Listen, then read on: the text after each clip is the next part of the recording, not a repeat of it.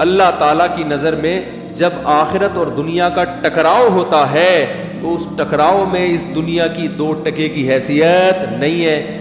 بے وقوف لوگ اس دنیا کو ترجیح دے کے آخرت کا نقصان. ایک آخری واقعہ سنا کے بیان ختم کرتا ہوں. جب موسیٰ علیہ السلام کا ہزاروں جادوگروں سے مقابلہ ہوا تو فرعون نے جادوگروں کو پیشکش کی ہوئی تھی تم یہ مقابلہ جیت جاؤ تو تمہیں دولت بھی بے تحاشا ملے گی اور عہدے بھی ملیں گے. فلاں جادوگر کو میں فلاں علاقے کا وزیر بنا دوں گا, فلاں کو میں فلاں علاقے کا گورنر بنا دوں گا. یہ وہی عیاشی کرنا. جادوگروں نے جب موسیٰ علیہ السلام سے مقابلہ کیا نا تو جادوگروں کو یقین آ گیا کہ یہ سچے پیغمبر ہیں. یہ کیا ہے؟ یہ اللہ کے سچے پیغمبر. لہذا جادوگر سارے سجدے میں گر گئے اور کہنے لگے آمنا برب ہارون و موسیٰ, ہم فرعون پر نہیں موسیٰ اور ہارون کے رب پر ایمان لے آئے. فرعون نے کیا کہا؟ یہ نورا کشتی تھی, تم دونوں پہلے سے ملے ہوئے تھے. اب فرعون نے دھمکیاں دی اگر تم ایمان سے پیچھے نہیں ہٹے تو میں تمہارے ہاتھ اور پاؤں کاٹ کے کھجور کے تنوں سے لٹکا دوں. لَأُصَلِّبَنَّكُمْ فِي جُذُوعِ النَّخْلِ, اور تمہیں پتہ چلے گا میرا عذاب کتنا سخت ہے. اب دیکھو تھوڑی دیر پہلے جادوگروں کو لالچ تھی, پیسہ بھی مل رہا ہے, حکومت بھی مل رہی ہے, لیکن جب جادوگروں کو یقین آ گیا کہ یہ موسیٰ تو اللہ کے پیغمبر ہے, جیسے یقین آیا سردے میں گئے, اعلان کر دیا ہم مسلمان ہو گئے. اب پیسہ بھی نہیں مل رہا, حکومت بھی نہیں مل رہی, الٹا سب کچھ چھن رہا ہے. فرعون کہہ رہا ہے کہ ہاتھ اور پاؤں کاٹ کے بے دردی سے قتل کروں گا میں. تو جادوگروں نے جواب میں کیا کہا؟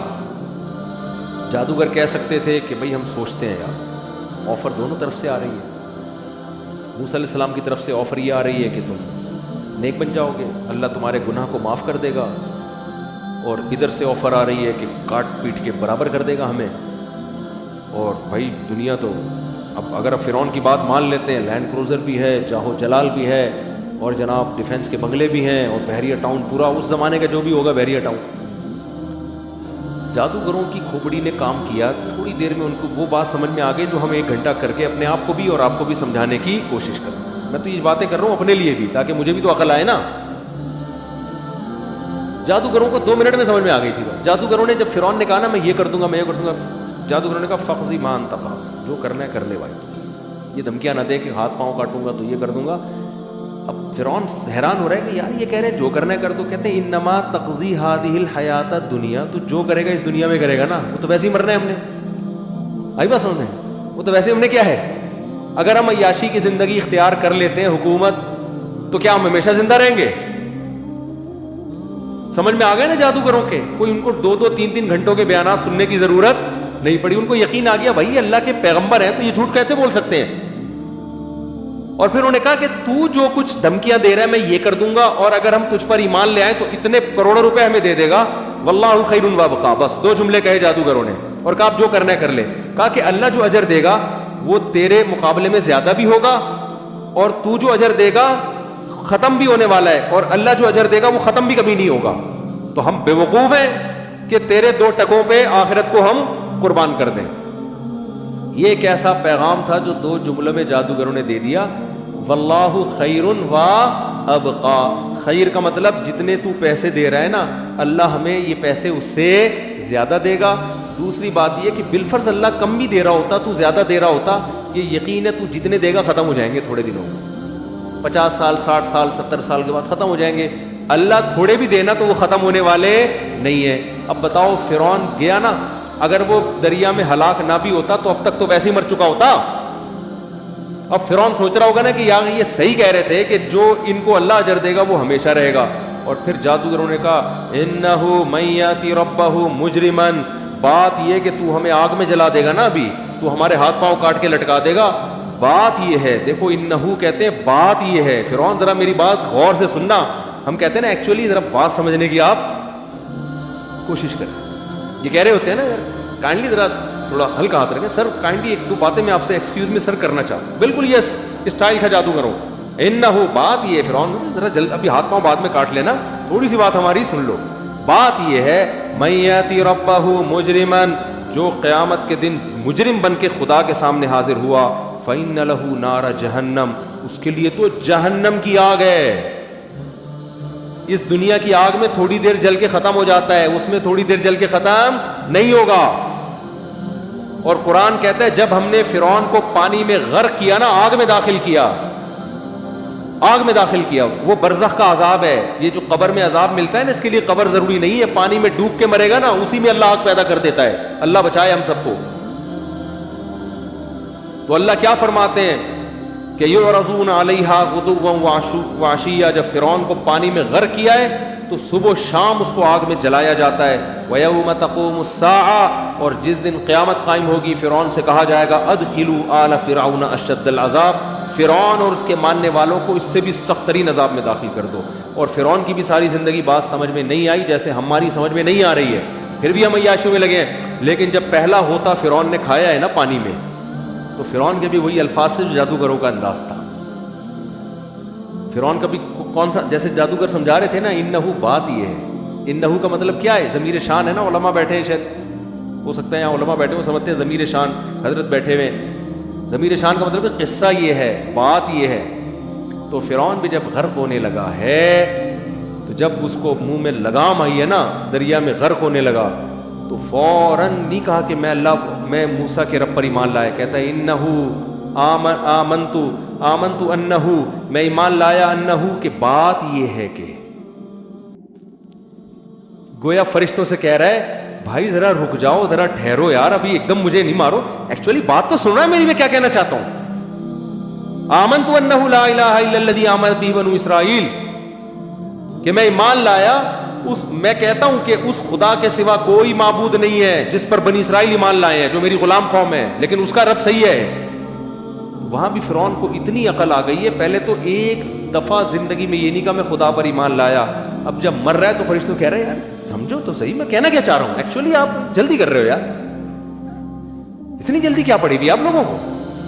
تو اللہ جواب میں کیا کہیں گے, جلدی نہیں کی ہم نے, موسیٰ تیرے دربار میں پل کے بڑے ہوئے ہیں بھائی. پھر موسیٰ دوبارہ آئے, پھر تیرے دربار میں آ کے انہوں نے سمجھایا. میں نے موسیٰ سے کہا تھا نرم انداز میں بات کرنا, فرعون سے سختی میں بات مت کرنا, اتنا بڑا ظالم, ہزاروں بچوں کا قاتل. اللہ موسیٰ سے کہہ رہے قولا لہ قولا لینا, نرم انداز سے بات کرنا, ہمارا مقصد اس کو تانے دینا نہیں ہے. لعلہ یتذکر او یخشی, شاید اس کو نصیحت حاصل ہو جائے, جو ظلم کر رہا ہے اس سے شاید توبہ کر لے. اللہ کو تو پتا تھا کچھ نہیں کرے گا, لیکن اللہ موسیٰ کو یہ سمجھ, بھائی ہو سکتا ہے, پوری کوشش کرنی ہے ہدایت کی. تو کتنا ٹائم دیا, کتنا ٹائم دیا, پورا آپ واقعہ پڑھیں اگر قرآن میں, اتنا ٹائم دیا. ایک دفعہ بھی فرعون نے یہ نہیں کہا کہ بات یہ ہے کہ میں اللہ اس کے رسول پر ایمان لانے کی سوچ رہا ہوں, سوچنے کا بھی تذکرہ نہیں کیا. بلکہ جب فرعون کی اسمبلی میں اجلاس ہوتا اور مشورہ ہوتا کہ یہ موسیٰ کہیں سچے نبی تو نہیں ہے, ایسے بھی اجلاس ہوئے نا, بعض لوگوں نے کہا بھائی ہو سکتا ہے یہ سچے نبی ہوں. قال رجل مؤمن من آل فرعون یکتم ایمانہ اتقتلون رجلا یقول ربی اللہ, ایک شخص نے کہا بھائی ایک آدمی کہہ رہے اللہ کی دعوت دے رہا تم اس کو قتل کر رہے ہو, یار ایسا نہ ہو کہ وہ سچی مچی کا نبی ہو, عذاب نہ آ جائے. فرعون کیا کہتا ہے, ما اریکم الا ما ارى, دیکھو تم سب کے مشورے میں نے سن لیے, لیکن جو بات مجھے سمجھ میں آ رہی ہے نا وہ یہی آ رہی ہے کہ معاذ اللہ یہ فسادی ہے, یہ ملک میں فساد مچانا چاہتے ہیں, اور میں تمہیں ہمیشہ صحیح بات کروں گا. وما ہدیکم الا الرشاد, بات میری ہمیشہ کیا ہوگی, گل ویلے دی تے پھل موسم دا. پنجاب میں کہتے ہیں گل ویلے دی, بات موقع کی کرو, پھل کون سا کھاؤ, موسم کا کھاؤ. تو فرعون نے کہا میں گل ہمیشہ کون سی کروں گا, ویلے دی کروں, کبھی میں نے غلط بات آج تک کی نہیں. تو کوئی اثر ہی نہیں ہو رہا تھا نا اس پہ. جب ہوتا کھائے تو فرشتوں سے کیا کہہ رہے ہیں, بھائی ذرا ایکچولی 2 منٹ ذرا کائنڈلی ایکچولی تھوڑی سی بات آپ سنیں. تو بات یہ کہ ایکچولی بات یہ کہ وہ جو اللہ ہے نا, اب تم کنفیوژن ہو کہ کون سے اللہ کی بات کر رہے ہیں. یہ جو بنی اسرائیل والا اور موسیٰ اور ہارون کا جو اللہ ہے نا, وہی والا, بالکل 100% وہی والے اللہ پہ میں مان لے کر ہوں, کوئی اور اللہ نہیں ہے. پوری ایکسپلینیشن حاشیے چڑھا کے پورے شروحات لکھ رہے ہیں پوری بیٹھ کے. تو بھائی ہم تو فرعون کا واقعہ سن کے ہنستے ہیں, لیکن ایسا نہ ہو میرے اور آپ کے ساتھ بھی یہ ہو رہا ہو. کیا خیال ہے, ہم مر رہے ہیں, ہم کہہ رہے ہیں اللہ تھوڑی سی مہلت دے دے, فوراً چلے پہ نکلوں گا, سب سے پہلے میں انسان کا بچہ بنوں گا, فوراً 4 مہینے کی تشکیل کراؤں گا. اب تک تو میرے پاس ٹائم نہیں تھا, بزنس کاروبار سر کھجانے کی, اب مجھے کیا پتا تھا کہ میں واپس جا رہا ہوں. اب تو وہی یہ کیا ہو رہا ہے, بات یہ ہے کہ ٹھیک ہے ایکچولی بات یہ ہے. تو فرشتے کیا کہیں گے, ایکچولی بات یہ ہے کہ تجھے بڑی مہلت ملی تھی، بچپن میں تیرے کان میں اذان دی گئی، پھر تو بالغ ہوا، چاروں طرف سے حی علی الصلاۃ کی آوازیں آتی تھیں، تجھ پہ ذرہ برابر بھی اثر نہیں ہوا۔ پھر جناب علماء آئے، واعظین آئے، تبلیغ والے آئے، سب نے نصیحتیں کی، قرآن پڑھایا گیا، سمجھایا گیا، تو تجھ پر کوئی اثر نہیں ہوا۔ اب بات یہ ہے کہ فرشتے کہیں گے، بات یہ ہے کہ اب تیرے لیے توبہ کے دروازے بند ہو گئے۔ اللہ مجھے بھی، میں جتنی باتیں کر رہا ہوں نا اپنے آپ کو پہلے سمجھا رہا ہوں، میں یہ کبھی دعویٰ نہیں کرتا کہ ہم سارے اس معیار پہ، ہم تو پیغمبر تھوڑی ہیں بھائی، ہم پیغمبر تھوڑی ہیں۔